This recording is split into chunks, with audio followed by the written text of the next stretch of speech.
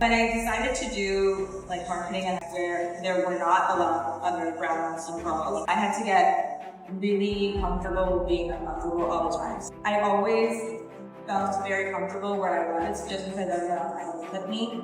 And it allowed me to shine and be really comfortable speaking out. And then once I got into this environment where like immigrant, child immigrants or low income background, like a lot of my team, they all have sunglasses. They all vacation in the same places. Their parents are all like very, very high up corporate working professionals. So they knew the lingo, they knew like how to get promoted, they knew like what work to show. But all I kind of knew how to do was do the work itself. I didn't really understand all the other stuff that came with in a corporate environment. It's really lonely at first until you kind of like figure that out.